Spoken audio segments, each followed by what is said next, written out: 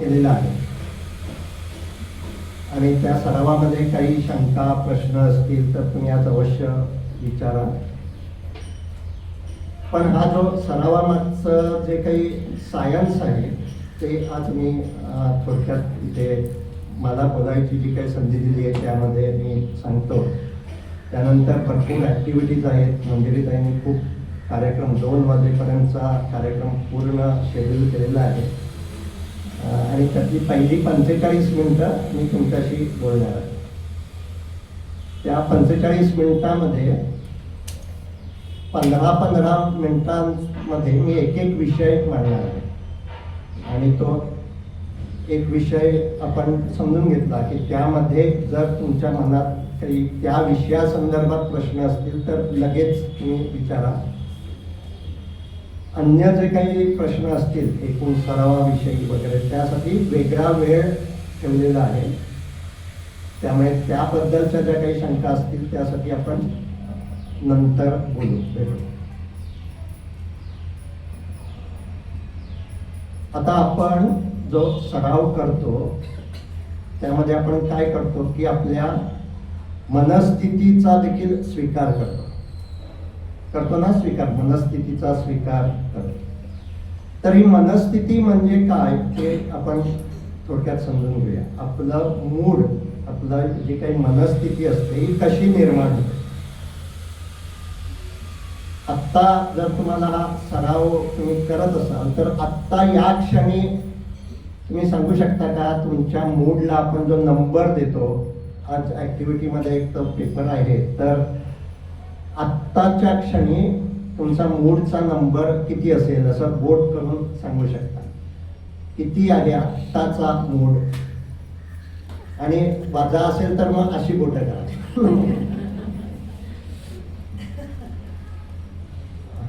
ठीक आहे. सो ज्यांनी ज्यांनी बोटं केलेली आहेत त्यांना काहीतरी लक्षात आहे, समजलेलं आहे.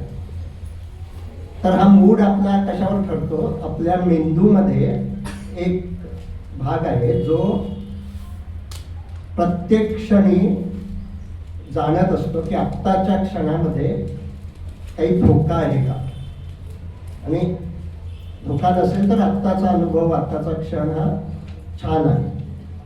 आणि तो ते ठरवत असतो, प्रेडिक्ट करत असतो की आत्ताच्या क्षणामध्ये काही धोका असेल तर तो एक निकष आणि काही करणं आवश्यक आहे का लगेच. सो त्याला म्हणतात अराउझल, कृती करणं आवश्यक आहे का, हे देखील आपला तो मेंदूतला एक भाग ठरवतो. मेंदूतला कुठला भाग ठरवतो हे समजून घ्यायचं असेल तर अशी हाताची मूठ करा. असा अंगठा हात घ्यायचा आणि अशी मूठ करायची. असा हात धरायचे. हा आपला मेंदू आहे असायचे. बोटं समोर, ही बोटं समोर. हे म्हणजे काय, हा स्पायनल कॉर्ड, हा आपल्या मानेपासून कमरेपर्यंत असतो आणि मानेच्या सगळ्या हालचाली तो कंट्रोल करतो. हा आहे, हा इथे भाग असतो आणि तो आपल्या शरीरातल्या सगळ्या ॲक्टिव्हिटी कंट्रोल करतो. आपलं श्वसन, शरीराचं तापमान वगैरे.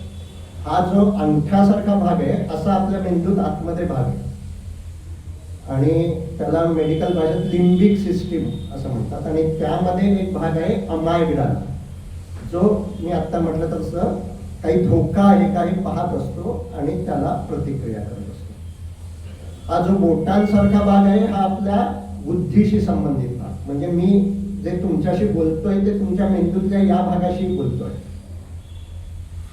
तुम्हाला मी बोललेलं समजत आहे तो या मेंदूतल्या या भागामुळे, त्याला आपण कॉर्टेक्स असं म्हणतो, त्यामुळे ते समजतंय. आणि हा जो नख आणि नखाच्या खालचा भाग आहे तो म्हणजे प्री फ्रंटल कॉर्टेक्स, म्हणजे हा कपाळ आणि इथे आत लगेच असणारा भाग.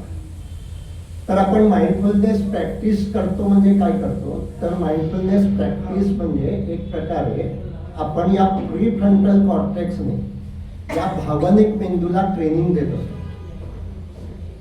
कारण आपले सगळे ताणतणाव, चिंता, भीती, उदासी, सगळ्या भावना या अंगठ्यासारखा जो भाग आहे भावनिक मेंदू अमायग्डाला, त्यामुळे त्या भावना निर्माण होतात. आणि भावना आणि मूड यामध्ये फरक आहे. काय फरक आहे तर मूड हे आपण असं म्हणू वॉटर बेस लेवल, आणि भावना म्हणजे त्यामध्ये येणाऱ्या लाटा. भावना प्रत्येक वेळी नसतात आपल्या मनात, पण मूड कोणत्याही क्षणी असतोच. आणि म्हणून आपल्याला प्रथम आपल्या मूडकडे लक्ष देण्याचा सराव हा माइंडफुलनेस मध्ये खूप महत्वाचा भाग आहे. कारण हे मूड 4 प्रकारचे असतात. आणि आगाशी मी जे म्हटलं तो मेंदू 2 क्रायटेरियावर प्रतिक्रिया करत असतो. छान आहे की छान नाही, आणि काही करणं आवश्यक आहे की काही करणं आवश्यक नाही. आणि या 2 क्रायटेरियावर 4 प्रकारच्या मनस्थिती आपल्या होतात. त्यातली पहिली मनस्थिती आहे छान आहे आणि काही करण्याची आवश्यकता नाही, ज्याला आपण म्हणू रिलॅक्स स्टेज, निवांत. आपण आरामात बसलेलो आहोत आणि छान वाटतंय. तुम्ही अनुभवले अशी स्थिती सर्वांनी? तर त्यावेळी आपण +1 +2 मध्ये आहोत असं आपण म्हणू शकतो. आणि ती स्थिती आपण एन्जॉय करायला हवी. काही ना काही वेळ रोज त्या स्थितीमध्ये राहायला हवं, की आता काही करायचं नाही, जी आत्ताची स्थिती आहे ती छान आहे. आता दुसरी स्थिती छान आहे आणि काहीतरी करायला हवं, मग त्याला आपण म्हणतो उत्साह. आणि मग आपण काहीतरी कृती करतो. मग तुम्ही घरातले पडदे बदलत असाल किंवा कपडे बदलत असाल किंवा काही स्वयंपाक करत असाल, जे काही करतो आपण त्यावेळी हा उत्साह हे आवश्यक असतं. आता आपण बघितलं तसं हे मूड आहे. पहिला मूड हा रिलॅक्स, निवांत मराठीत म्हणू. आता हाच मूड जर अधिक वेळ राहिला किंवा अधिक तीव्र झाला तर मग ते थोडं थोडं विकृतीकडे जाऊ लागतं. म्हणजेच त्या भावना त्यामध्ये निर्माण होणार. आणि रिलॅक्स, एखादा माणूस सतत कायम रिलॅक्सच असा राहिला तर आपण त्याला काय म्हणतो? आळशी. आळशी माणूस छान आहे सगळं, पण काही करण्याची इच्छा नसते असं. आता दुसरी जी कंडिशन आहे की काहीतरी छान आहे आणि काहीतरी करायला हवं, हीच कंडिशन अधिक झाली तर त्याला एक विकृती, आजार येतो. त्याला म्हणतात मॅनिया. खूप उत्साह, खूप त्या माणसाच्या मध्ये खूप एनर्जी अशी वाटत असते. त्याला झोप कमी पुरत असते, सतत काहीतरी करत राहावं असं वाटत असतं. आणि it is a psychiatric disease, mania. तर तोच मेंदूची ती जी प्रतिक्रिया ती अधिक होते की छान आहे आणि काहीतरी करायला हवं असं. म्हणजे आमच्याकडे आता अशा केसेस असतात की हे करायला हवं किती लेवलला माणसं जातात. तर एक व्यक्ती आहेत जे शिक्षक म्हणून निवृत्त झाले, त्यांना पेन्शन मिळते, पण आजूबाजूच्या लोकांना मदत करायला हवी हे एवढं त्यांना वाटतं की ते स्वतःची पेन्शन सगळी देऊन टाकतातच. कर्ज काढली आहेत त्यांनी आणि माणसं येऊन त्यांना भेटतात की हो अडचण आहे, की ते पैसे देतात. आणि आता असं त्यांचं खूप कर्ज झालेलं आहे आणि म्हणून मुलाला हे लक्षात आलं आणि आता त्यांना सायकियाट्रिक ट्रीटमेंट सुरू आहे की हा मॅनिया, मी सर्वांना मदत करू शकतो. आणि मग त्या मॅनियामध्ये खूप ग्रेट, आपली खूप माझ्याकडे खूप काहीतरी आहे असं देखील वाटत असतं.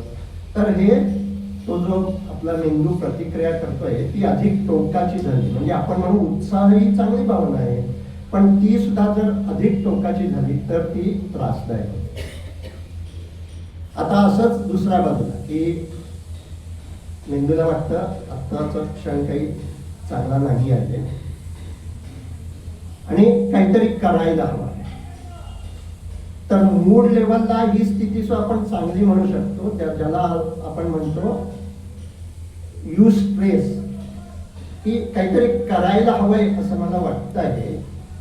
म्हणजे उदाहरणार्थ आपण म्हणू की तुमच्या घरात एखादं फंक्शन आहे आणि ते फंक्शन चांगलं व्हायला हवंय असं तुम्हाला वाटतंय, त्याबद्दल थोडी मनात तशी चिंता आहे चांगलं होईल की नाही.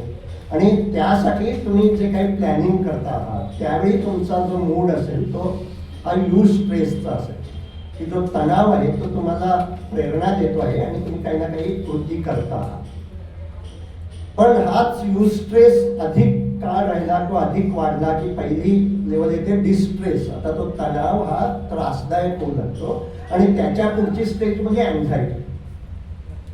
त्यामुळे अँझायटी, तीव्र अँझायटी म्हणजे काय, त्या माणसाला असं बस चैन नाही पडत, तो फेऱ्या मारतो, काहीतरी सतत करत राहायला हवं असं वाटतं त्याला, पण अस्वस्थता असते, कारण धोका आहे, काहीतरी डेंजर आहे असं आपला मेंदू प्रतिक्रिया करत असतो. त्यामुळे हा तिसऱ्या प्रकारचा मोड आहे.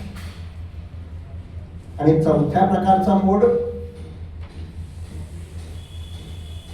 छान नाही आहे, पण काही करण्यासारखं नाही आहे. म्हणजे आपण मूड लेवलला म्हणू कंटाळा, जो आपल्याला कधी ना कधी येतो, तो नॉर्मल आहे. कंटाळा येणं की बरं नाही वाटत आहे, पण ठीक आहे, पडून राहावं नसतं. म्हणजे रिलॅक्स पेक्षा ही स्थिती वेगळी आहे. रिलॅक्स मध्ये मूड चांगला असतो. आता कंटाळामध्ये सुद्धा बाहेरून बघितलं तर व्यक्ती तशीच दिसते, पण आतमध्ये आत्ताचं हे काही चांगलं नाहीये असा मूड असतो, निगेटिव्ह प्रतिक्रिया असते. तर काही वेळा असा कंटाळा येणं हे सुद्धा नॉर्मल आहे, स्वाभाविक आहे. पण हे कंटाळा अधिक वाढला, त्याचा कालावधी वाढला आणि सकाळी झोपेतून सुद्धा म्हणजे बेडवरून बाहेरच येऊ नये, असंच पडून राहावं, काही करण्यासारखं नाहीये, काही करू नये असं वाटू लागतं, ज्याला डिप्रेशन असं म्हटलं जातं.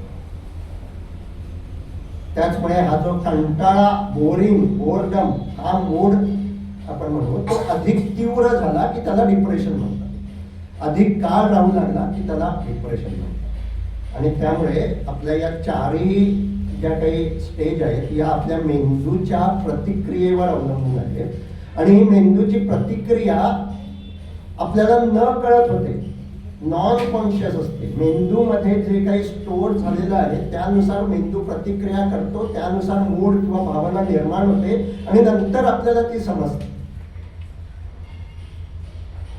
आणि आपण जो नंबर देतो आहोत तो याचसाठी देतोय की ते सजगतेच्या लेवलला यायला हवं की आपला मूड काय आहे. तर हे आपल्या मनस्थितीचे 4 मूड आहेत आणि तेच मूड अधिक तीव्र झाले किंवा अधिक काळ राहिले की 4 इमोशनल डिसऑर्डर आहेत. म्हणजे लेझीनेस, मॅनिया, अँझायटी आणि डिप्रेशन. तर आपल्याला आधी याबद्दलची सजगता, म्हणजे याबद्दल आता तुमच्या मनात काही प्रश्न असतील, काही समजलं नसेल, काही पटलं नसेल तर आपण बोलू. आपण जो मनस्थितीला नंबर देण्याचा सराव करतो त्यामध्ये खरं म्हणजे 2 क्रायटेरिया नाही बघत, फक्त पॉझिटिव्ह आहे की निगेटिव्ह आहे असं पाहतो. पण तेवढं तरी पाहणं आवश्यक आहे. का? कारण अनेकदा माणसं निगेटिव्ह मूडमध्ये असतात पण त्याचं त्यांनाच भान नसतं. तर पहिल्यांदा माइंडफुलनेस म्हणजे हे भान आधी यायला हवं की ओके, आता माझा मूड खराब आहे. हे जर भान आलं तर आपण मग ती जी पुढची त्रासदायक भावनेच्या पातळीला जाणं टाळू शकतो, थांबवू शकतो. आणि म्हणून आपण सर्वांनी रोज अधूनमधून असं स्वतःच्या मनस्थितीकडे लक्ष देऊन त्याला नंबर द्यायला हवा. आणि आत्ता मी जे सांगितलं नंबरच्या पलीकडे जर तुम्हाला त्यामध्ये 4 मूड हे लक्षात ठेवून ते मूडला नाव सुद्धा तुम्ही देऊ शकता. आत्ता मी रिलॅक्स आहे किंवा आत्ता बोर झालेला आहे, आत्ता उत्साह आहे किंवा आत्ता थोडासा तणाव जाणवतोय पुढे जे काही होणार आहे. तर 15 मिनिटं झालेली आहेत तरी याबद्दल तुमच्या मनात काही प्रश्न असतील, हे असं मूड तुम्ही पाहता का किंवा मनस्थितीला नंबर देता का? किती जण देता? हात वर करा. देत नसाल तर द्यायला हवे. रोज मनस्थितीला असा नंबर द्यायला हवा. हीच सजगता आहे. सजगता म्हणजे काय, केवळ ध्यानाला बसणं नाही. सजगता म्हणजे आपले मूड, मग आपले मूड वेगवेगळ्या कारणांनी बदलू शकतात. म्हणजे आपल्याला लवकर हॉल मिळत नाही तर आपला मूड बदलू शकतो. काय झालं, असं वेळ आहे, मी वेळ ठरवली आहे, मी का हॉल मिळत नाहीये. ओके, माझ्या मेंदूनं प्रतिक्रिया केली आहे की जे काही होत झालंय ते ठीक नाही झालं आहे. आणि त्यामुळे एकतर अँझायटी आणि मग त्याचा भाग म्हणून अँगर अशा भावना आपल्या मनात येऊ लागतात. तर हे आपल्या आयुष्यात रोज रोज होतच असतं काही ना काही असं. त्यावेळी आपलं हे भान राहणं ही एक महत्वाची गोष्ट आहे. ही महत्वाची गोष्ट आहे हे बुद्धीला किती जणांच्या पटतंय त्यांनी हात वर करा की होय हे मी करत नाही पण हे महत्वाचं आहे असं वाटतं. छान, धन्यवाद. सर्वांचे हात वर झाले बघा, फक्त 3-4च हात वर झाले. तर आता मी अशी विनंती करतो की पुढल्या वेळी आपण भेटू तर सर्वांचे हात त्या प्रश्नालाही वर झालेले असतील, कारण यामध्ये वेळ नाही लागत. वेळ लागतो का? नाही. आत्ता माझा मूड कसा आहे याला बघायचं आणि नंबर द्यायचा. मग काय लागतं, का होत नाही हे? एक कारण असं असू शकतं महत्व वाटत नाही, कशाला द्यायचं नंबर असं. आणि दुसरं कारण असू शकतं आठवणच होत नाही. ते आठवण होण्यासाठी काही वेगवेगळे उपाय आज मंजिरीताई तुम्हाला ते करणार आहेत. तर एक म्हणजे आपल्या बुद्धीला पटायला हवं. जर बुद्धीला पटलं नसेल तर आता तुम्ही लगेच प्रश्न विचारू शकता. आहेत कोणाच्या मनात असा प्रश्न? जर नाही मला पटलंय, कशासाठी लक्ष द्यावं असं तुम्ही हात वर केला आहे त्यामुळे हा विचार. नंबर देणं हे ठीक आहे, पण तो नंबर चेंज कसं करायचा? आपल्याला जर त्याचं वाढवायचं असेल तर कमी करायचं असेल, सो तो पुढचा भाग आहे, त्यावर आपण बोलू. तर आता नंबर देणं महत्वाचं आहे, पटलं का? सर थोडा वेळ म्हटलं तर किती वेळ? असं थोडा वेळासाठी आपला मूड असा आहे, थोडा म्हणजे 1 तास 2 तास असं काही वेळ आहे का? म्हणजे किती वेळानं मूड द्यायला नंबर द्यायचा असं? हा नाही, मला असं विचारायचं, आता मी कसं उत्साही आहे, आत्ता तुमचा मूड काय आहे? आता माझा मूड आहे उत्साहीच आहे, कारण तुमचं लेक्चर ऐकते हो. मी उत्साही. पण हा मूड नॉर्मल घराच्या ह्याच्यात किती वेळ राहिल्यानंतर आपण नाही, तो बदलेल कदाचित. आता 2 मिनिटात मी तुम्हाला काहीतरी रागावणार बोललो तर तो उत्साह लगेच रागामध्ये पडावा. विचारायचंय की म्हणजे मी असं कधी समजू शकते की बाबा माझं अँझायटी वाढली आहे, म्हणजे मी 1 तासभर 2 तास किती वेळानंतर मी जर सेम तशीच वागायला लागले तर किती वेळ सो ते त्या वेळ त्या याच्यावर अवलंबून असेल. म्हणजे आता मी म्हटलं तसं आत्ता तुमचा उत्साह कदाचित 2 वाजेपर्यंत राहील, कदाचित केव्हाही खाली जाऊ शकेल आणि त्याचं रूपांतर रागामध्ये किंवा फ्रस्ट्रेशनमध्ये उगाच आले इथे अशा बाबतीतही होऊ शकेल. त्यावेळी काय घटना घडतायत त्यावर ते अवलंबून.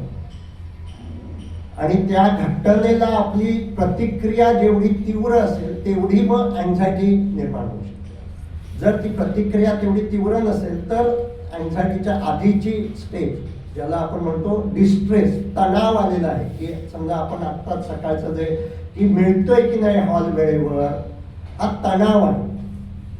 तर आपल्या सर्वांनाच असा तणाव कधी ना कधी येऊ शकतो. आता नाहीच मिळणार मग काय असे विचार आणि मग त्याचा परिणाम आपल्या शरीरावर, संवेदना, छातीतली धडधड वाढली आहे म्हणजे तो अँझायटीमध्ये गेला. तो तुमच्या प्रश्नाचं स्पेसिफिक उत्तर हे रोज वेगवेगळं असू शकतं. असं काही ठरलेलं तुम्ही एकदा चांगला मूड आहे म्हणजे 2 तास चांगलाच राहील असं नाही, 2 मिनिटात तो बदलू शकतो.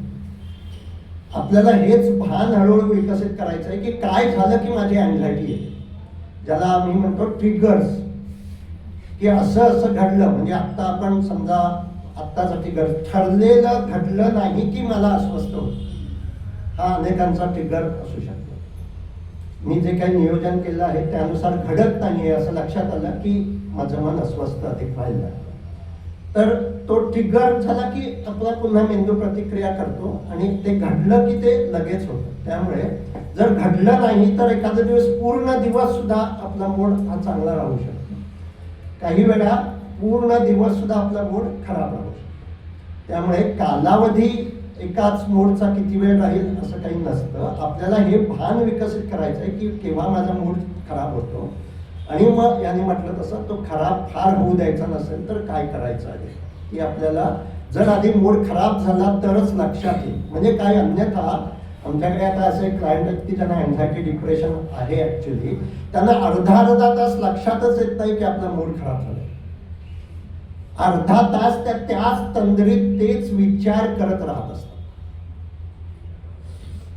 आणि आता माझा मूड खराब आहे हेच समजत नाही. आपल्यापैकी सुद्धा काही जणांना असं होऊ शकतं 10 मिनिटं 15 मिनिटं तर तो वेळ आपल्याला कमी करायचा की आत्ता माझं समजा असं असं घडलं आणि 15 मिनिटं मी त्याच मनस्थितीमध्ये असतो, आता तो 15 मिनिटांच्या ऐवजी 10 मिनिटं 5 मिनिटं माझ्या मनाच्या अस्वस्थतेची जी काही कालावधी आहे तो आपल्याला या सगळ्या सजगतेच्या सरावानं कमी होणं अपेक्षित आहे.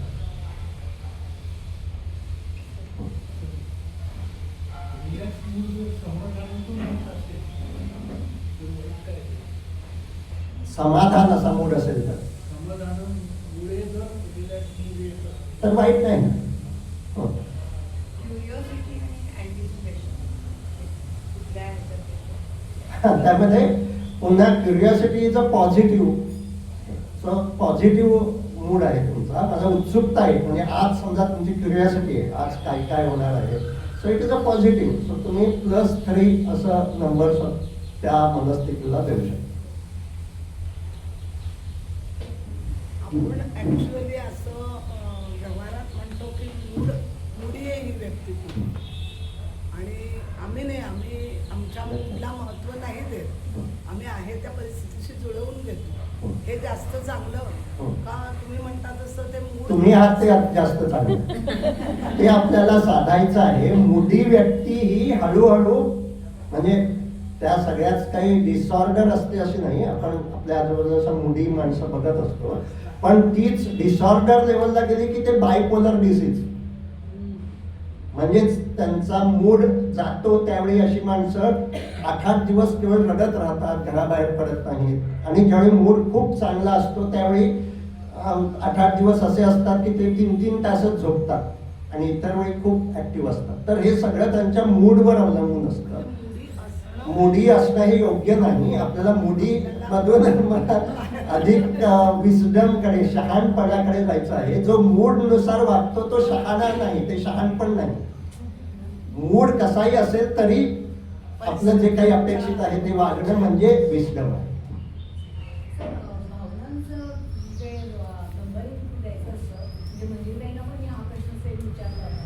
तुम्ही म्हटलं बघा एक्स्ट्रीम म्हणजे खूप आनंद आणि खूप दुःख हे पटकन ओळखता येतं, पण त्याच्यामध्ये नंबर देण्याचे निकष काय असतील ते काही येत नाही की आता मी सांगतो त्याचं की जर तुम्हाला तुमच्या मनातल्या भावनेला शब्द देता येत असेल, आता जसं त्यांनी म्हटलं क्युरिओसिटी, सो भावनेला शब्द दिला आहे तर मूड +3. तसंच भीती आहे मनात तर -3. आणि काही वेळ असं असतं की भावनेला नाव नाही देता येत पण मूड नाही तर -1 किंवा -2. आणि छान वाटतं आहे पण असं छान म्हणजे खूप काही प्रेम आहे, क्युरिओसिटी आहे, आनंद आहे असं नाही आहे, पण छान वाटतंय आता. देन +1 और +2.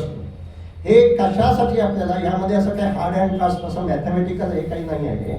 आपल्याला हे लक्षात येण्यासाठी आहे. त्यामुळे +1 ऐवजी +2 नंबर दिला म्हणून काही चुकत नाही, +3 दिला म्हणूनही काही बिघडत नाही. आपल्याला हा अवेअरनेस निर्माण करायचा आहे की आत्ता माझा मूड कसा आहे. आणि याचं एक महत्वाचं कारण आपला मूड असतो त्यानुसार आपल्याला जग दिसतं. आणि जर मला माहिती असेल की माझा मूड खराब आहे तर मग आपल्या मुलांना काही केलं तरी सुद्धा माझी प्रतिक्रिया ही अधिक तीव्र असणार. जर मला भान असेल माझा मूड आता खराब आहे, दुसरं काहीतरी घडलंय त्यामुळे, तर मी लगेच ती रिॲक्शन देणार नाही, तसं व्यक्त होणार नाही. म्हणून मूडकडे लक्ष देणं हे महत्वाचं आहे.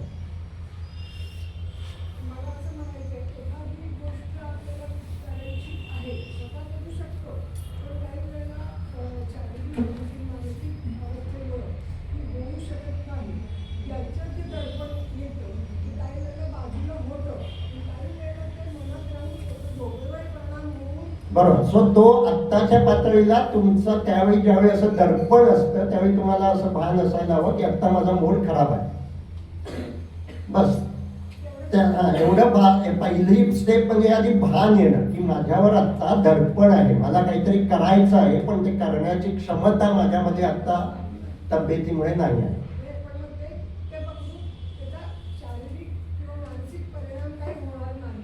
हा नाही, जर तो अधिक काळ राहिला नाही तर होणार नाही, अधिक काळ राहिला की होणार. हा तेच सजगता, माइंडफुलनेस. ते काय केलं पाहिजे तर तेच ज्यावेळी आपला मूड असा निगेटिव्ह आहे असं लक्षात येईल त्यावेळी दोन पर्याय, म्हणजे याने जे सांगितलंय त्याचंही उत्तर मी देतो. त्यातला पहिला पर्याय म्हणजे आपण सर्वांनी ही सवय लागू लावून द्यायला हवी की स्वतःच्या शरीराकडे लक्ष द्यायचं. आणि ज्यावेळी आपला मूड खराब असतो, मनस्थिती अस्वस्थ असते, त्यावेळी आपल्या शरीरात बदल होतच असतात. फक्त ते आपल्याला समजत नसतात, कारण ते सटल लेवलला असतात, सूक्ष्म पातळीला असतात. म्हणजे हृदयाचे ठोके आपले 72 पडत असतील तर आता ते 80 पडायला लागतात, पण अजून धडधड जाणवत नसते. हे मूड लेवलला. तर पहिली गोष्ट आपल्या शरीराकडे लक्ष द्यायचं. ज्यावेळी मनस्थिती खराब असेल त्यावेळी छातीत काही जाणवतंय का, पोटात काही जाणवतंय का, घशात, डोक्यात, इथे मुख्यतः ते बदल आपल्याला समजतात. कोणाकोणाला असे बदल समजतात त्यांनी हात वर करा की शरीरात होणारे बदल समजतात. ज्यांनी हात वर केलाय त्यांचं अभिनंदन. ज्यांनी हात वर केलेला नाही त्यांनी बॉडी स्कॅनचा सराव रोज अधिक करायला हवा. तो त्यांनी घेतलेला असेल. शरीराकडे लक्ष देण्याचा सराव जेवढा तुम्ही कराल तेवढं आपल्या मेंदूत संवेदना जाणणारा एक भाग आहे, त्याला तुम्ही ऍक्टिव्ह करता. आणि मग या सटल सेन्सेशन सुद्धा आपल्याला समजू लागतात, जागृत मनाला समजू लागतात. त्यामुळे ज्यांनी हात वर केलाय अभिनंदन. ते तिसऱ्या पातळीला गेले. मनस्थिती अस्वस्थ झाली की काय करायचं याच्या आपल्या 4 किंवा 5 स्टेप्स आहेत, त्या मी सांगतो. पहिलं म्हणजे मनस्थिती अस्वस्थ झाली हे लक्षात यायला हवं, त्यासाठी मूडला नंबर द्यायला. दुसरं, ते लक्षात आलं की स्वतःच्या शरीराकडे लक्ष देण्याची आठवण व्हायला हवी आणि शरीराकडे लक्ष द्यायला हवं. तिसरी स्टेप, असं लक्ष दिलं की शरीरात होणारे बदल समजू लागायला हवे. ज्यांनी आता हात वर केले त्यांना ते समजत आहे, त्यामुळे ते तिसऱ्या पातळीला आहे. ज्यांना समजत नाहीये त्यांनी बॉडी स्कॅनचा सराव अधिक करायला हवा. चौथी स्टेप, जे काही बदल होत आहेत त्यांचा स्वीकार करता यायला हवा, ऍक्सेप्ट करता यायला हवं. छातीतली धडधड वाढलेली जाणवते, ओके, किती वेळ ती वाढलेली राहते बघूया. की का वाढली आहे, याने मला आता ब्लड प्रेशर वाढेल की काय, हार्ट अटॅक येईल की काय, असे विचार करत राहणं थांबवता येणं. आणि छातीत धडधड वाढते, पोटात गोळा येतोय, डोकं जड झालेलं आहे, शरीरातल्या संवेदना जाणल्या जात आहेत आणि त्याचा स्वीकार होतोय. ही चौथी स्टेप. कोणाकोणाला असा स्वीकार काही वेळ तरी करता येतो त्यांनी हात वर. वा वा. तर हे आपण शरीराकडे साक्षी होऊन पाहतो. आणि त्याच्या पुढची स्टेज, आत्ता माझा मूड खराब आहे, मनात हे विचार आहेत किंवा आत्ता ही भावना आहे, याचाही स्वीकार करता येतो. मन अस्वस्थ आहे याचाही स्वीकार काही वेळ तरी आपल्याला करता यायला हवा. का? तुमचा प्रश्न म्हणजे बदलायचं कसं, तर तेही मी सांगतो. पण त्याच्या आधी काही वेळ याचा स्वीकार करता यायला हवा. कारण आपला हा जो भावनिक मेंदू आहे तो त्या मनस्थितीला असा रिॲक्ट करतोय आणि आपल्याला त्याची रिॲक्शन करण्याची जी काही सवय आहे, टेंडन्सी आहे, ती कमी करायची आहे. त्यामुळे 1 मिनिट 2 मिनिट तरी माझं मन आता अस्वस्थ आहे, मूड -3 वर आहे, छातीत धडधडत आहे, हे पाहत राहायचं आणि त्याचं हे नको असा विचार करत राहायचं नाही. याला आपण म्हणतो क्षण साक्षीत्व. काही क्षण तरी साक्षी राहायचं. हे असं आपल्याला जेव्हा वाटतं तेव्हा आपण श्वासामध्ये लक्ष दिलं की आपलं बरोबर होतं, असं माझा अनुभव आहे. अगदी बरोबर. असं मला वाटतं की कोणीतरी काहीतरी बोललं आणि मनाला ते लागत असलं तरी म्हणजे त्याचं मूळ हे असेल म्हणून तो बोलला असेल. छान, अगदी बरोबर. स्वतः श्वासाकडे लक्ष दिलं की काय होतं, श्वास ज्यावेळी तुम्हाला समजतो आहे त्यावेळी तुमचं विचार करणं कमी होतं. म्हणजेच आता यांनी जे उदाहरण दिलं की कोणतरी आपल्याला बोललं आहे आणि आपण तोच असा कसा बोलतो, इतका कसा उर्मट झालाय वगैरे असे आपण विचार करत राहतो. तेवढा वेळ आपलं मन अधिकाधिक आपण अस्वस्थ करत राहतो. आपल्याला 2 गोष्टी करायच्या आहेत. एक म्हणजे तो विचार करत राहणं कमी करायचंय, थांबवायचंय. आणि त्यामुळे श्वासाकडे लक्ष दिलं की आपलं ते विचार करणं थांबतं.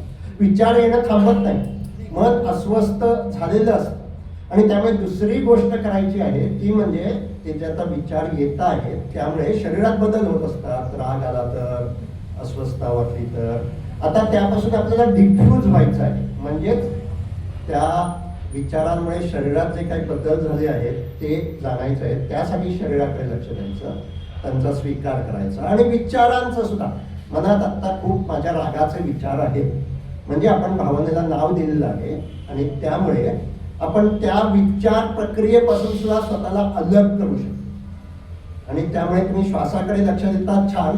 आता पुढचं त्याच्याबरोबर छाती, पोटात, डोक्यात काही जाणवतं का ते पहा, आणि ते जाणवलं तर त्याचाही काही वेळ तरी स्वीकार करायचा. ते बरं वाटतं. तुला मूळ जनरली दुसऱ्याच्या मूळवर अवलंबून असतो.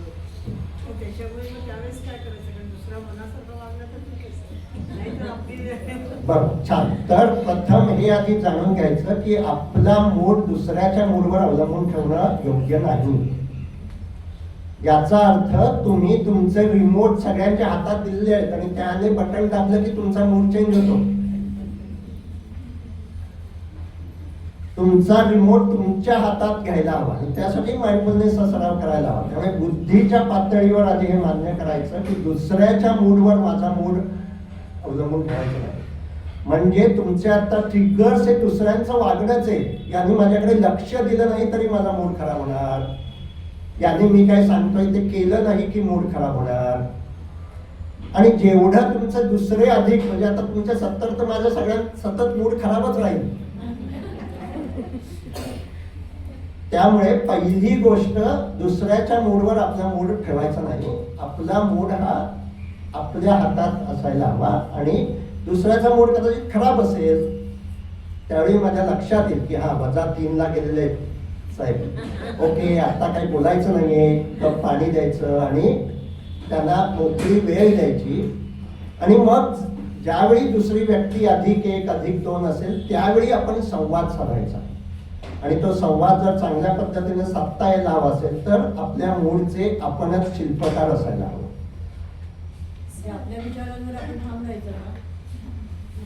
नाही, विचारांवर ठाम राहिल्यामुळे बाकीच्या सगळ्यांना तुम्ही खूप त्रास देऊ शकता. सर, मूळ स्वभाव आणि मूळ म्हणजे तो दृष्टिकोनच झाला ना त्या व्यक्तीचा मूळ स्वभाव त्याच्यावरती पण अवलंबून. सो हे जे सगळे आपण काम करतोय हे मूळ स्वभावावरच काम करणं आहे. आणि या सगळ्या प्रक्रियेनं आपण आपला स्वभाव बदलवू शकतो. सो स्वभावाला औषध नाही असं तुम्ही ऐकलं असेल. ते बरोबरच आहे. म्हणजे अशी गोळी घेऊन तुम्ही तुमचा स्वभाव तुमचा बदलवू शकत नाही. दुसरी गोष्ट, स्वभावाला औषध नाही म्हणजे स्वभाव बदलवू शकत नाही दुसऱ्याचा. मी तुमचा कुणाचाही स्वभाव बदलवू शकत नाही, मी फक्त माझाच स्वभाव बदलवू शकतो. तुम्ही स्वतःचा स्वभाव तुम्ही जर ठरवलं तर तुम्ही स्वतःचा स्वभाव बदलवू शकता. आणि त्यामुळे तुमचा म्हणा हा मूड हा सुद्धा स्वभावाचाच एक भाग आहे. आणि त्यामुळे काही जणांचा मूड सतत खराब असतो तर त्यांना त्यावर काम करून ते बदलायला लागेल. आपण स्वभाव बदलू शकतो, मलाही माहिती, पण तो टिकवू शकत नाही. एक दिवस येतो की जर अपराध झाले की मी चिडणार, तर त्या दिवशी मी एकदम बाहेर पडण्यापेक्षा रोज थोडं थोडं बाहेर पडलेलं चांगलं. फक्त ते असं पायरीनं असं बाहेर पडणं असं काही दिसत नसतं. त्यावर तुमचा जो प्रश्न आहे तो बरोबर आहे. एखाद्या दिवशी आपण मूड बदलतो. मेंदू विज्ञानामध्ये 2 प्रकारचे चेंजेस आपण मेंदूमध्ये करू शकतो. एक म्हणजे स्टेट चेंज, त्यावेळची स्थिती बदलवणं. यांनी माझ्याशी जो प्रश्न विचारला, भावना बदलायच्या असेल तर काय काय उपाय आहेत, तर ते सगळे स्टेट चेंज करणारे उपाय आहेत. म्हणजे दीर्घ श्वसन केलं तर आपली भीती लगेच बदलते, स्टेट चेंज झाली. आपण समजा उदास आहोत, मी एक छान गाणं म्हटलं आपल्या आवडीचं तर आपली उदासी बदलू शकते. That is a state change.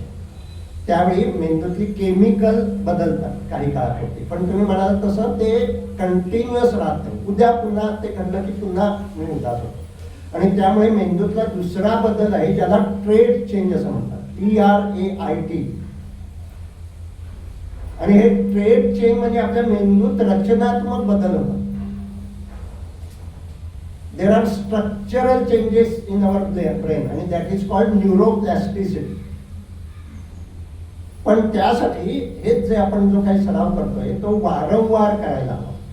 आणि आता तुम्ही जो माझ्याशी आपण बॉडी स्कॅन सराव किंवा जो माइंडफुलनेसचा सराव रोज 20 मिनिटं असा 2 महिने केला नीट समजून घेऊन, तर मेंदूत तो जो अमायग्डाला आहे त्याच्यामध्ये स्ट्रक्चरल चेंजेस दिसून येतात असं आजचं मेंदू विज्ञान सांगतं. एखाद्याचा स्वभाव असा हायपर ऍक्टिव्ह आहे आणि त्याचा तो अमायग्डाला सेल्युलर लेवलला वाढलेला असतो, त्याने जर 2 महिने रोज 20 मिनिटं असा सराव केला तर त्याचा अमायग्डाला नॉर्मल झालेला आजच्या मेंदू विज्ञानात पाहायला मिळतो. आणि त्यामुळे हे जर सातत्यानं म्हणजे स्वभावात बदल जर घडवायचा असेल तर हे सातत्यानं हा सराव करत राहणं आवश्यक आहे. पूर्वी म्हणून असं म्हणायचं का की राग आला की 1 ते 10 अंक म्हणा. हा, सो 1 ते 10 अंक म्हणा हे एक प्रकारे डिस्ट्रॅक्शन आहे. तिकडे आपण लक्ष देतो आणि मग मला तो असं का बोलला हे विचार न करता 10, 9, 8, 7 असं विचार आपण करत राहतो. ही अगदी पहिली स्टेप आहे, ही पुरेशी नाही. ते म्हणत होते, ते आपलं त्यावेळी सांगावं म्हणून म्हणत होते, पहिली स्टेप म्हणून ओके आहे. आता आपल्याला डिस्ट्रॅक्शन करायचं नाही. 1 ते 10 अंक म्हणणं हे डिस्ट्रॅक्शन आहे. माझ्या मनात जे काही विचार आहेत त्यापासून मी लक्ष कुठेतरी दुसरीकडे देतो आहे. आपल्याला आता जे काही मनात मूड आहेत आणि त्याला शरीरात काही बदल होत आहेत त्याला सामोरं जायचं आहे, त्यापासून पळून जायचं नाही. डिस्ट्रॅक्शन म्हणजे पळून जाणं.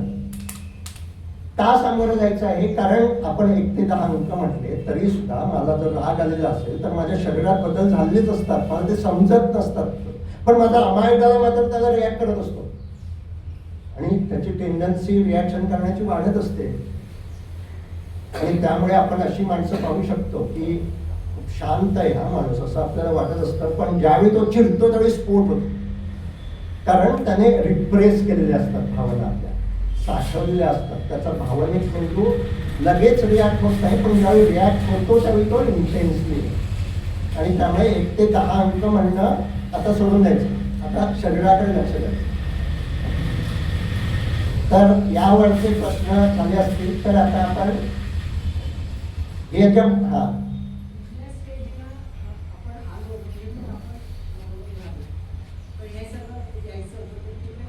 तर आता आपण असं म्हणतो की -1 -2 इज अ नॉर्मल आणि +1 to +5 म्हणजे ज्यावेळी आपण फ्लो स्टेटमध्ये आनंद घेत असतो, गाणं म्हणत असतो, खेळ खेळत असतो, त्यावेळी हे नंबर देण्याचं वगैरे भान नसतं, तर तो +5 स्थिती आहे, तो सुद्धा नॉर्मल आहे. पण एखादा माणूस सतत +5 राहिला तर मग प्रॉब्लेम, मग तो मॅनियाकडे जायला लागेल असं आपण म्हणू शकतो. त्यामुळे काही वेळ +5 मध्ये राहणं इट्स ओके, काही वेळ -1 -2 मध्ये जाणं इट्स ऑल्सो नॉर्मल. म्हणजे आपण म्हणू स्ट्रेस, डिस्ट्रेस, थोडं मला काही कार्यक्रम करायचा आहे आणि त्याचा तणाव माझ्यावर आहे, ओके, नॉर्मल आहे. सो ॲबनॉर्मल भावना म्हणजे काय, तर एक तर त्याची इंटेन्सिटी खूप, मी पुन्हा -5 मध्ये जाते. जरा काही घडलं की रडायला लागते किंवा खूप चिडते, हे ॲबनॉर्मल आहे. हे आपल्याला बदलायला हवं. काय झालं की मी -5 ला जाते हे थांबवता यायला हवं. आपण -5 ला जातो असं तुमच्यापैकी किती जण मान्य करतात आणि हात वर करा. कधी ना कधी आपण -5 ला जातो. तर -5 म्हणजे काय कळलं आहे की ज्यावेळी आपल्याला भान नसतं त्या त्रासदायक भावनांमुळे, तर त्यावर आपल्याला काम करणं आवश्यक आहे. या सगळ्या प्रॅक्टिसनं आपलं -5 ला जाणं बंद व्हायला. -5 ला जाणं ही ॲबनॉर्मल स्टेट आहे. आता काही व्यक्ती अशा असतात की मी -5 ला काही जात नाही, पण -3 ला दिवस असते, तर ते सुद्धा ॲबनॉर्मल आहे.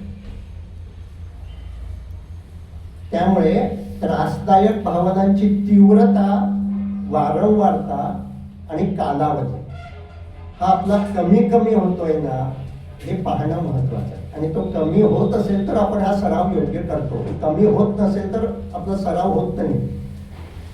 सराव नीट झाला तर ते निसर्ग नियम आहे, त्या भावनिक मेंदूवर त्याचा परिणाम होणार आणि त्रासदायक भावनांची तीव्रता, वारंवारता आणि कालावधी हा हळूहळू कमी होत जाणार.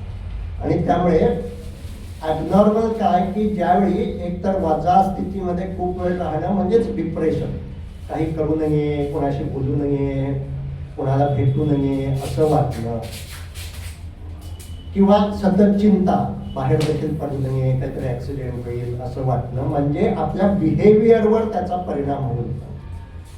भीती वाटते म्हणून मी एका फंक्शन आहे तिथे जातच नाही, हे झालं की ते ॲबनॉर्मल आहे. आमच्यासारख्यांचा सल्ला घ्यायला हवा आणि त्यावर नीट समजून घेऊन उपाय करायला हवे.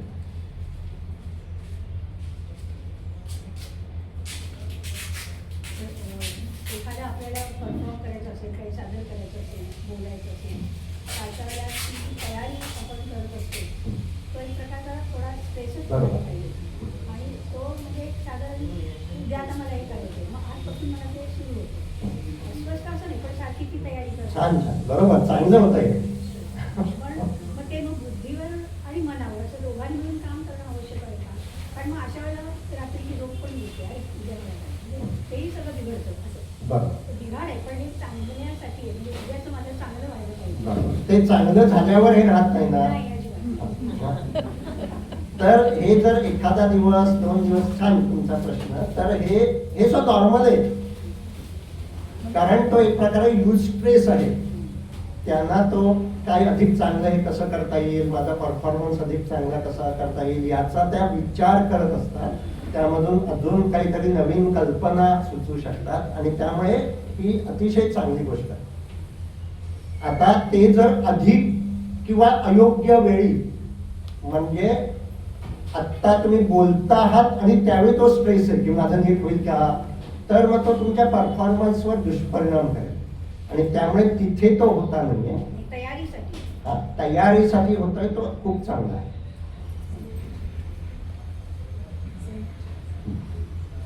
मूळची पण अशी सवय लागते का? म्हणजे एखादी घटना आज तुम्हाला उत्साही करते, अनेक का उत्साही करते, पण तीच घटना उदासही करू शकते, मग ते कशावर अवलंबून असतं? आणि दुसरा प्रश्न असा आहे की व्यक्तिसापेक्ष मूळ असतो, म्हणजे ही व्यक्ती आली की आपली चिडचिड राग होतच राहते. तो ती व्यक्ती तेच आहे, पण मला मूळ तो माझा चिडचिडा नाही करायचा. ते सराव करूनही ह्या गोष्टी थोड्याशा अजूनही चालू. तर तुमच्या दुसऱ्या प्रश्नाचं उत्तर आधी देतो. एखादी व्यक्ती आली की माझा मूड खराब होतो, तर त्यासाठी आपल्याला भावनांची सजगता म्हणून एक सराव असतो.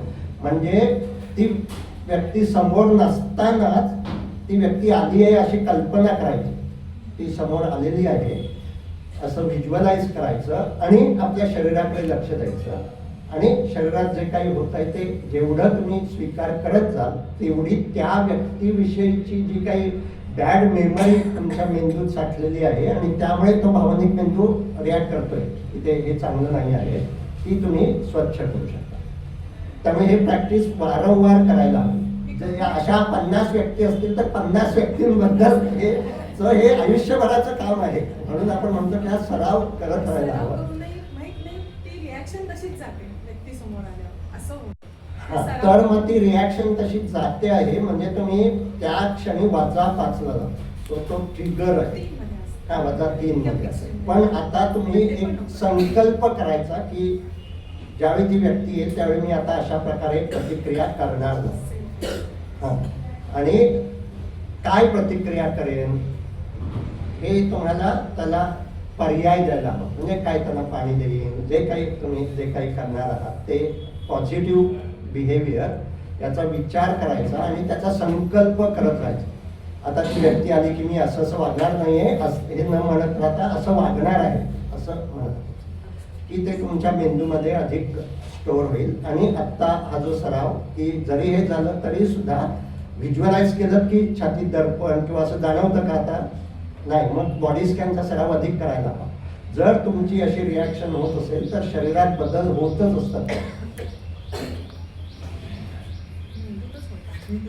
हा, तर हे जे आता आपल्याला वाटतं हा एक गैरसमज आहे की ज्या वेळी मेंदूत बदल होतात त्यावेळी आपल्या शरीरात बदल होत असतात आणि ते शरीरातले बदल आपल्याला समजत नसतात. त्यामुळे आपल्याला असं वाटतं की होतच नाहीत माझ्या शरीरात बदल. असं नाही, तो नियम आहे.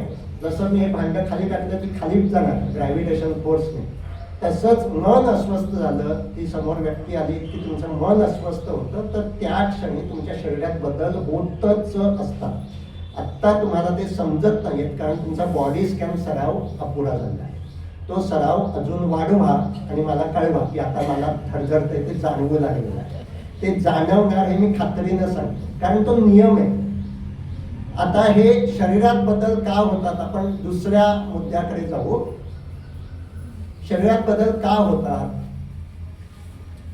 तर आपला हा जो मेंदू आहे, भावनिक मेंदू, हा प्रतिक्रिया करतो.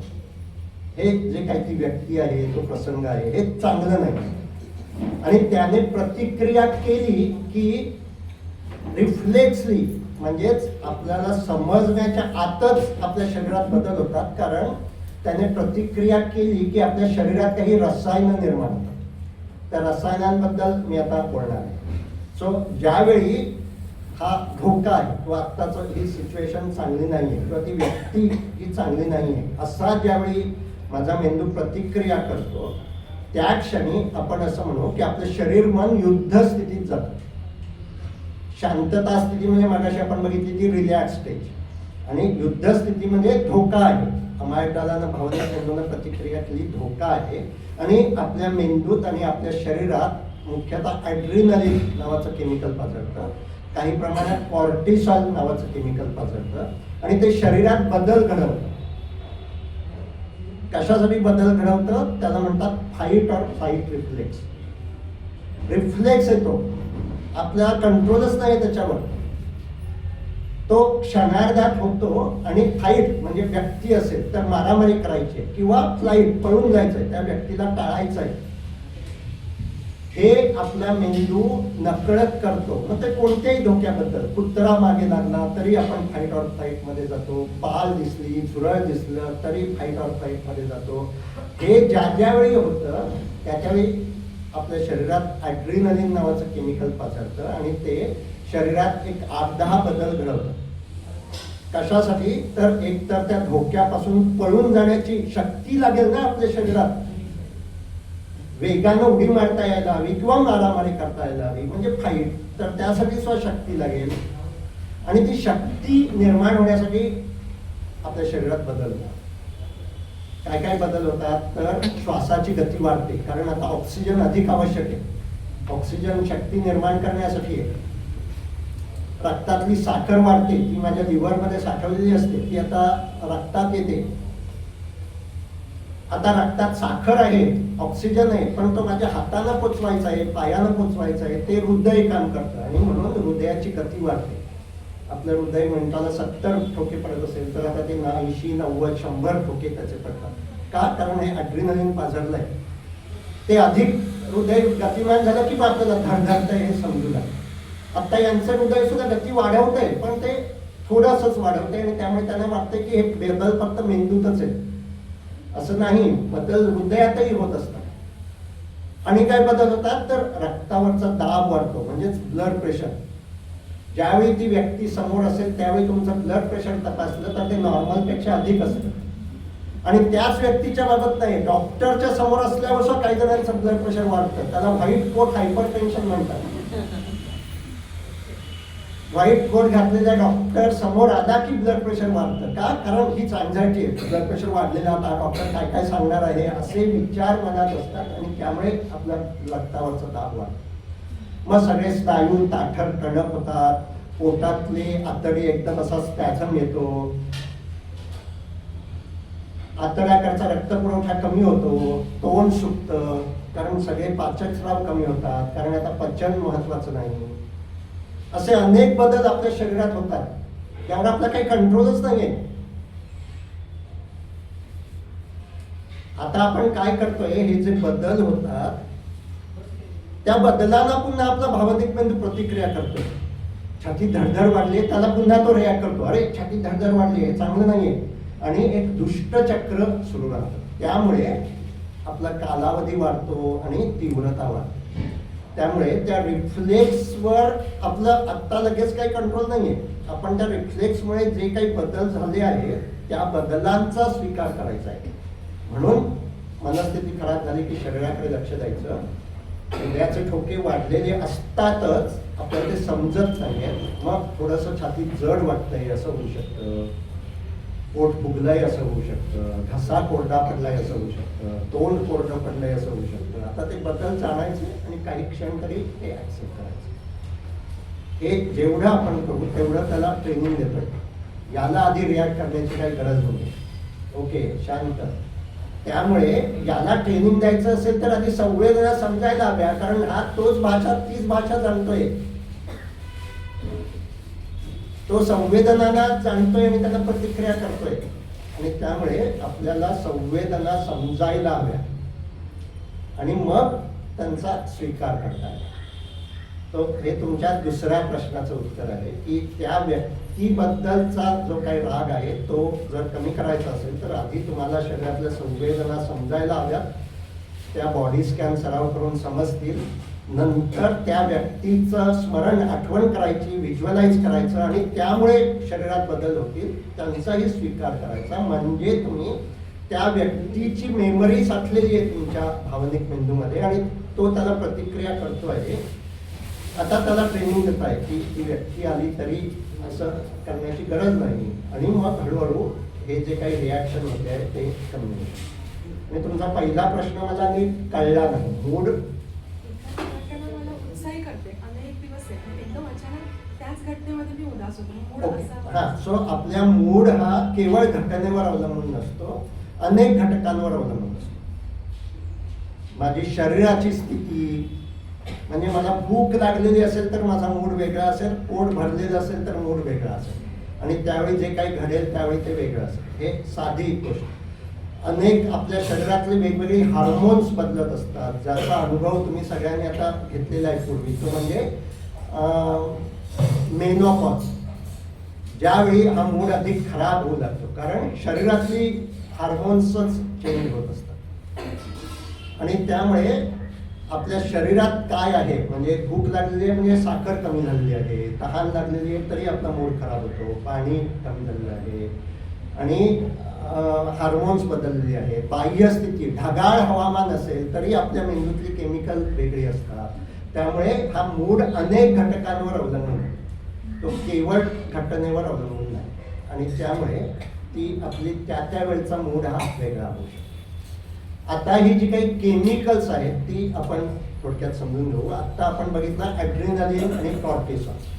मग अस्वस्थ झालं की आपल्या शरीरात केमिकल पाझरतात, मेंदूत केमिकल पाझरतात. याला आपण युद्ध स्थितीतली रसायनं म्हणतो. ही कमी व्हायला हवी आहेत आपल्याला.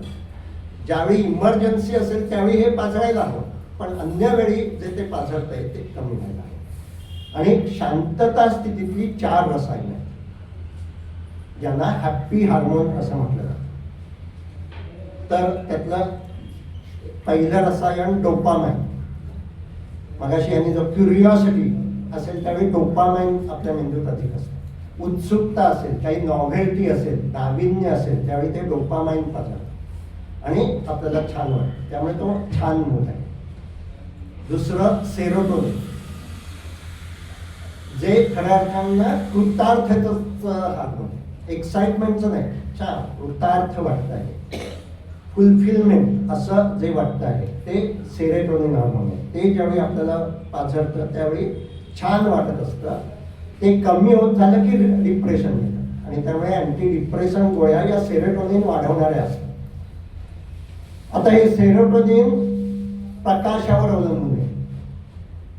ढगाळ हवामान असेल तर मेंदूतलं सेरोटोनिनच कमी राहतं आणि त्यामुळे आपल्याला आपला मूड खराब राहू शकतो. कमी प्रकाशात आपण असो तरी देखील सेरोटोनिन कमी राहू शकतो. रोज संध्याकाळी आपलं सेरोटोनिन कमी होतं, म्हणून त्याला कातर वेळ असं म्हणत होते पूर्वी. कातर म्हणजे भीतीदायक भावना, कारण प्रकाश कमी झाला की सेरोटोनिन कमी होतं. तर हे दुसरं हार्मोन आहे, हॅप्पी हार्मोन.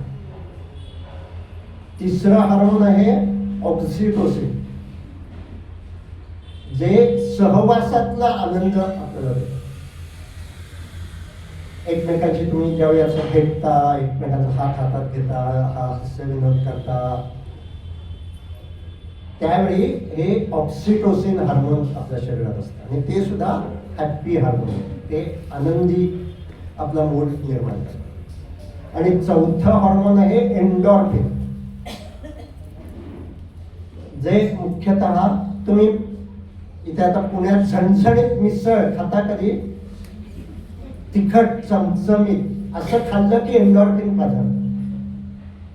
म्हणून ती मिसळ जरी पोटात त्रास होतो तरी सुद्धा खाल्ली जाते. का? कारण ते ज्यावेळी तो झणझणत तोंडात कोणतीही वेदना होते त्यावेळी एंडॉर्फिन पाजतं. म्हणून व्यायामानंतर सुद्धा एंडॉर्फिन पाजतं, कारण वेदना जाणवू नये यासाठी ते आहे. आणि आपण पाहत म्हणजे इतिहासात तो लढत होता आणि अनेक जखमा होत्या, तरी त्याला म्हणजे असं जे आपण पाहतो ते त्या एंडॉर्फिनमुळे शक्य होतं. तर ते एंडॉर्फिन हे सुद्धा आपल्याला रिलॅक्स करतं, मुख्यतः आपल्या पेन वेदना त्यावेळी जाणवत नव्हती. आणि ही 4 रसायनं ही हॅपी हार्मोन्स आहेत. पहिलं डोपामाइन, दुसरं सेरोटोनिन. आता पुन्हा हे लक्षात, तुम्हाला हे कोणाला तरी सांगायचं असेल तर हे लक्षात ठेवणे आवश्यक आहे. हे भाषणात समजा तुम्ही सांगणार असाल तर चांगलं, ते घेऊन येऊ शकता. पण आपण आता ह्या कशी हार्मोन्स मुद्दाम म्हणून ही वाढवू शकतो का, म्हणजे तुमचा मनात सुरुवातीचा प्रश्न की आपल्याला सतत अस्वस्थच आहे आणि अस्वस्थतेचा स्वीकार कायम करत राहायचं नाही आहे. जेवढा वेळ असेल तेवढा वेळ मनाच्या अस्वस्थतेचा स्वीकार करायचा आहे. पण ती अस्वस्थता आपल्याला काही वेळानंतर बदलायची आहे. आणि ती बदलण्यासाठी 2-3 उपाय आहेत. एक म्हणजे आपली कृती बदलायची, बिहेवियर चेंज करायचं. अस्वस्थता असते त्यावेळी आपण असं असतो, सो असं जरा झालं. सो ज्यावेळी आपली अशी छातीपोट खुलं असतं त्यावेळी आत मेसेज जातो की धोका नाही आहे, आणि मग आपला कॉन्फिडन्स वाढतो. सो बॉडी लँग्वेज चेंज करणं, आपलं वागणं जे काही आहे ते बदलवणं, एखादी कृती करणं. तुम्ही नाचू शकता, तुम्हालाच तुमच्याच याच्यावर कोणी बघत नाहीये तरी स्वतः काही 2 उड्या मारू शकता, मुद्दाम म्हणून चेहऱ्यावर हास्य आणू शकता. या सगळ्या गोष्टीमुळे आपण एक आपल्या मनातल्या भावना बदलवू शकतो. So behaviour change. दुसरं विचारात बदल. जे विचार आपल्या मनात येत असतात, मी अपयशी आहे, माझ्यावर कोणी प्रेम करत नाही, माझं भविष्य ठीक नाही, असे विचार आपल्या मनात येत असतात. त्या विचारांना चॅलेंज करायचं आणि सकारात्मक विचार करायचा. इतकं माझ्या आयुष्यात चांगलं झालं आहे, हे चांगलं आहे, हे माझ्या आयुष्यात चांगलं आहे, हे मला मदत करणारे आहेत, आता तुमचा ग्रुप आहे. सो ज्यावेळी मी एकाकी आहे असे विचार मनात येतात. असे विचार मनात येणं हे अतिशय नैसर्गिक आहे. असे विचार मनात येत आहेत म्हणजे काहीतरी प्रॉब्लेम आपल्यात झालाय असं नाही. याचं भान आता निर्माण करायला हवं की ओके असे विचार येत आहेत आणि तुम्ही काही काळ त्या विचारांकडे बघू शकता. आता माझ्या मनात विचार आहेत, उदासी निर्माण करणारे विचार आहेत. 5 मिनिटं मी त्या उदासीचा स्वीकार करतो आणि 5 मिनिटानंतर उदासी बदलवेल आणि असं म्हणेन की नाही मी एकाकी नाही, इतक्या माझ्या मंजिरी तर इतक्या आहेत ना माझ्या, मी मेसेज केला की त्या माझ्याशी बोलतील. हे जे काही आपल्याला रिसोर्सेस आहेत, जे काही चांगलं आहे ते आठवायचं मुद्दाम. असं एकमेकांना सांगा मी आहे, असं उदास वाटलं तर मला फोन करा. फक्त त्यामध्ये आता थोडं अंतर करा. उदास वाटलं की लगेच फोन नाही करायचा. एक 10 मिनिटं उदासीचा स्वीकार करायचा, तर तुमच्या मेंदूचा जो काही पॅटर्न आहे तो चेंज होईल. अन्यथा तो मेंदू तसंच प्रतिक्रिया करत राहणार आणि रोज उदासी येत राहणार आणि रोज त्याला फोन करावा लागणार. म्हणजे असं नाही. सो तो आपल्याला बदल घडवायचा आहे. एक 5 मिनिटं 10 मिनिटं तरी उदासीचा स्वीकार करायचा आहे. म्हणजे मी उदास नाही आहे. उदासीचा स्वीकार म्हणजे काय? मी उदास नाही आहे, माझं मन उदास आहे. मी मन नाही आहे, मी मनाकडे साक्षी होऊन पाहते आहे. आणि हे हे भान ठेवणं म्हणजे सजगता आणि साक्षी, मनातल्या भावनेचा स्वीकार की ओके आता माझं मन उदास आहे, ओके 5 मिनिटं मी त्याचा स्वीकार करेन आणि 5 मिनिटानंतर फोन करेन. असं आपण जे काही उपाय करत असू तर मी असं सुचवेन की ते उपाय लगेच न करता थोडा वेळ मध्ये या साक्षी भावासाठी आपण देऊया. कारण लगेच ते करणं म्हणजे मगाशी मी सांगितलं ते स्टेट चेंज करणं. त्यावेळी तुम्हाला छान वाटेल पण त्या भावनिक मेंदूची प्रतिक्रिया करण्याची त्यावर आपण काही काम करत नाही. ते 5-10 मिनिटं का द्यायची ते काम करण्यासाठी त्याची प्रतिक्रिया करण्याची सवय आपल्याला बदलवायची आहे. तर आपल्या मेंदूत ट्रेड चेंज होते. आणि आत्ता जर तुम्ही 4 दिवसांनी एकदा फोन करावा लागतो आहे तर 4 महिन्यांनी फोन करावा लागतो. एकटंच घरात असलं की कधीतरी असं वाटतं ना, म्हणून केव्हा तरी आपलं सो आता तो तुमचा ट्रिगर आहे त्यावर काम करणं आवश्यक आहे की एकटं घरात असतं त्यावेळी माझं मन अस्वस्थ होतं. जसं यांच्या बाबतीत एखाद्या व्यक्तीचा ट्रिगर असेल तसं तुम्ही कोणी व्यक्ती नाही आहे आजूबाजूला, हा ट्रिगर आहे तुमचा. मी एकटीच आहे हाच ट्रिगर आहे. आणि त्यावर देखील तुम्हाला बुद्धीच्या पातळीवर मान्य करायला हवं की होय काही वेळा मला एकट्यानं राहायची सवय लावून घ्यायला हवी, एकट्यानं मला कसं एन्जॉय करायचं हे शिकून घ्यायला हवं. हे आता करते ना तेव्हापासून माझ्या मनात तसंच झालं. ग्रेट, छान. सो तोही सराव करत राहा. मला एकट्यानं राहणं सवयीचं करून घ्यायचं आहे आणि त्याची स्वतःला एकतर आधी ते स्वीकार करायचा की होय आता मला एकट्यानं राहायचं आहे आणि त्याची जी काही अस्वस्थता भीती आहे ती आपल्याला असा सराव केला की ती हळूहळू कमी होईल. किती वेळ झाला आपला? तर आता मी 5 म्हणजे या सगळ्या आपल्याला जर आपलं एकूणच आपण सगळेजण म्हातारे होतच असतो, म्हातारे होत जाणार. जगभरात असा रिसर्च होतो आहे की या म्हातारपणाची गती कमी करता येईल का, आणि ती गती कमी करण्यासाठी 5 ॲक्टिव्हिटीज त्या आता मी सांगतो आणि माझं बोलणं थांबवतो कारण आपलं शेड्यूल 11:30 पुढे गेलेलं आहे. तर त्यातली 5th ॲक्टिव्हिटी मी आधी सांगतो की ज्याचा आपण सगळा सराव पुढे करणार आहोत आणि ती म्हणजे being in the present, experiencing self. वर्तमानात जे काही माइंडफुलनेसचा सराव हा यातला एक महत्वाची गोष्ट आहे, ती आपण रोज करायला हवी. काही वेळ तरी विचार करत राहणं थांबवून आत्ताचा क्षण, आत्ताचा अनुभव, परिसरात काय होत आहे, शरीरात काय होत आहे आणि मनात काय होत आहे याकडे लक्ष देणं आणि त्याचा स्वीकार करत राहणे. आपल्या मेंदूत 2 प्रकारची फंक्शन असतात. एक रिमेंबरिंग सेल ज्यावेळी आपण विचार करत असतो आणि दुसरं एक्सपिरियन्सिंग सेल म्हणजे ज्यावेळी आपण अनुभव घेत असतो. तर हा एक्सपिरियन्सिंग सेलमध्ये जे अधिक वेळ राहतात त्यांच्या मेंदूत म्हातारपणामुळे होणारे जे काही चेंजेस होतात ते होतच नाहीत असंही आता दिसून येतं. त्यांची गती रिव्हर्स होऊ शकते. अन्यथा 30व्या वर्षी आपला जो मेंदू असतो, मेंदूतला मुख्यतः स्मृतीचा भाग, 85व्या वर्षी तो 20% श्रिंक झालेला असतो नैसर्गिक दृष्ट्या. जसं आपले केस पिकतात, दात पडतात तसं तो मेंदू सुद्धा श्रिंक होतो. हे जर आपल्याला टाळायचं असेल तर आपल्याला एक्सपिरियन्सिंग सेल्फला अधिक वेळ द्यायला.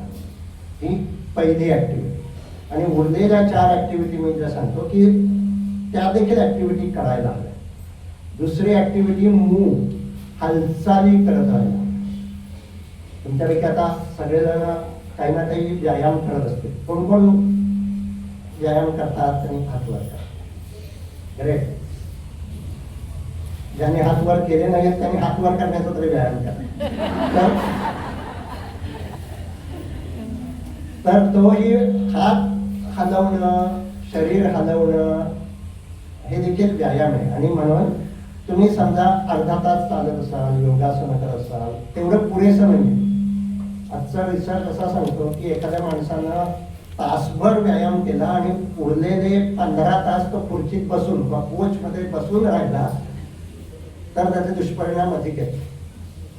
म्हणजे तासभर व्यायामाचे फायदे आहेत पण त्याचे फायदे होणार नाहीत. कारण जेवढा वेळ आपण असे नुसते बसून राहतो तेवढा वेळ आपल्या रक्तवाहिन्यांवर काही काम नसतं त्यांना आणि त्या अधिकाधिक हार्ड व्हायला लागतात, टणक व्हायला लागतात आणि त्यामुळे दर तासामध्ये काहीतरी हालचाली करायला हव्या.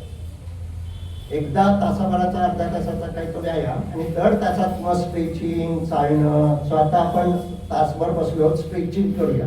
सगळ्यांनी हात वर करा, दोन्ही हात, आणि सगळं स्नायूवरती ताणायचे. पाठीचे स्नायू, खांद्याचे स्नायू, कमरेचे स्नायू, कोपराचे स्नायू, बोटवरती ताणलेली, आणि तो ताण समजायला हवा.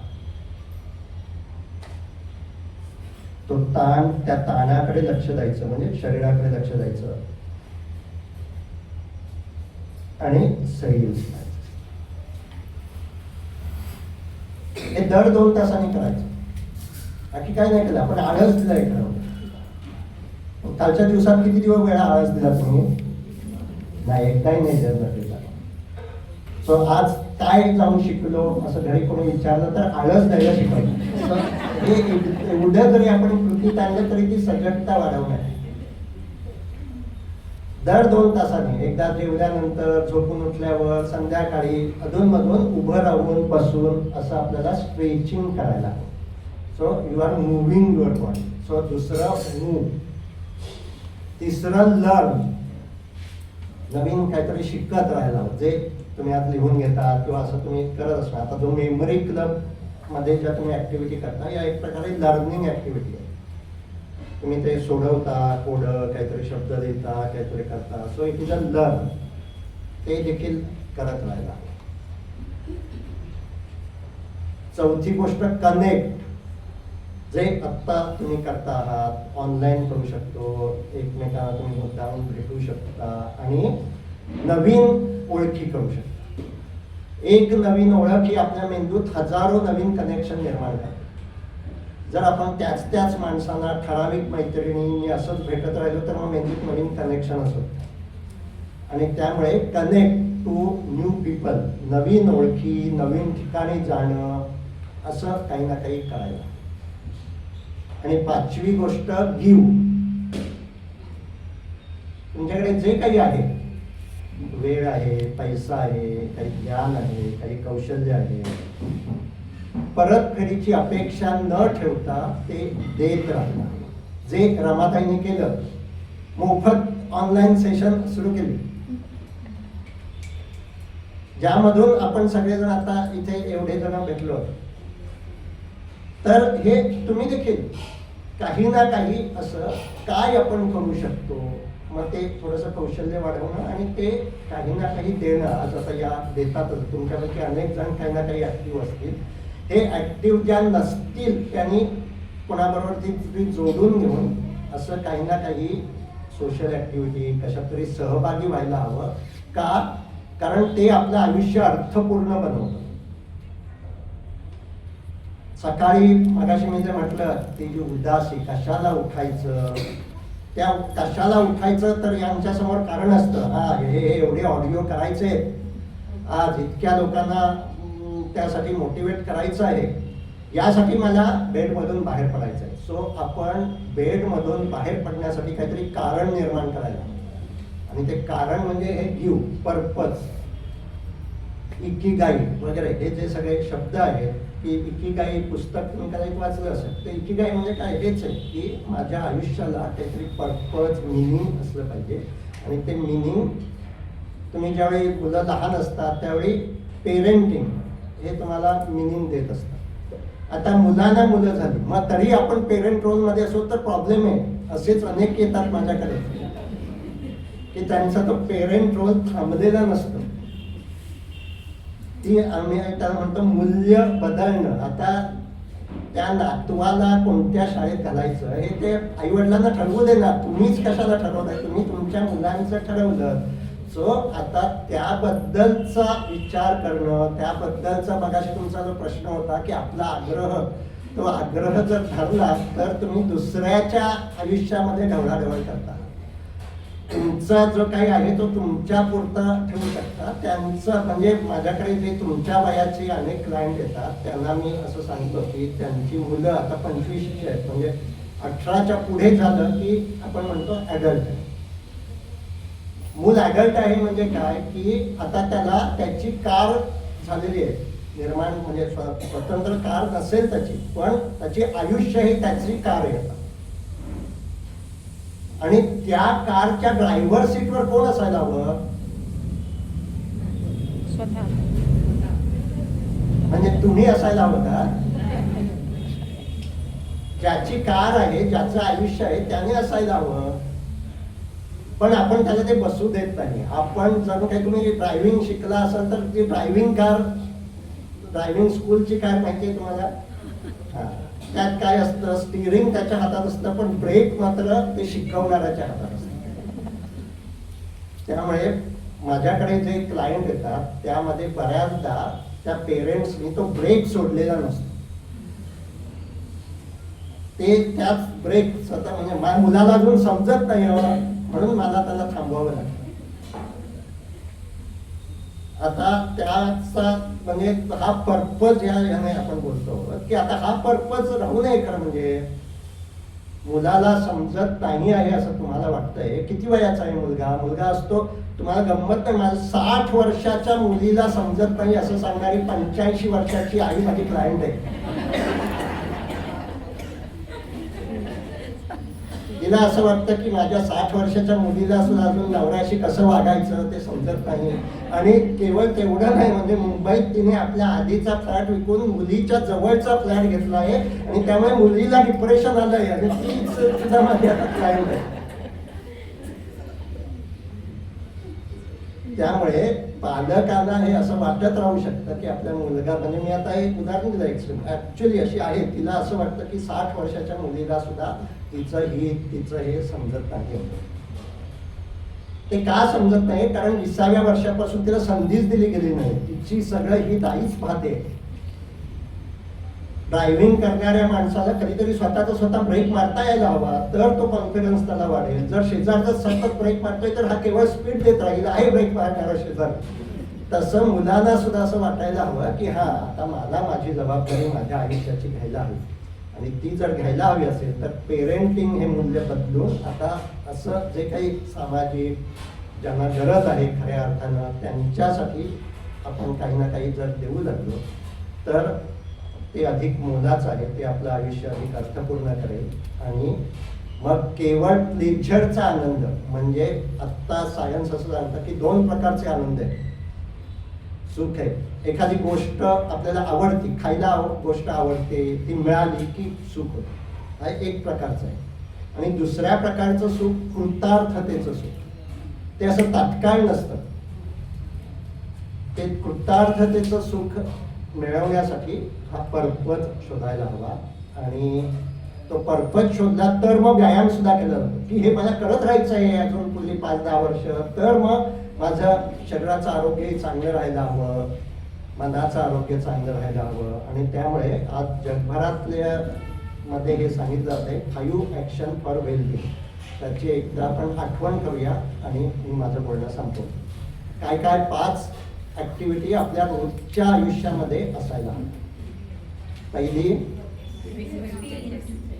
Experiencing self. छान, रोज आपला काही वेळ तरी एक्सपिरियन्सिंग सेल्फमध्ये आपण दिला पाहिजे. दुसरी, आळस, स्ट्रेचिंग, व्यायाम. केवळ आळस देत नाही राहायचं, इतरही म्हणजे योगासनं, चालणं वगैरे हे करायचं. सो दुसरा, मूव. तिसरा, काहीतरी शिकत राहणं, लर्न. शिकणं, शिकवणं हे सुद्धा कौशल्य आहे, ते शिकत राहणं. चौथं, संपर्कात राहणं, संपर्क वाढवणं, ठराविक माणसांमध्ये न राहता नवीन ओळखी, नवीन जागा अशा ठिकाणी जात राहणं. आणि 5वं,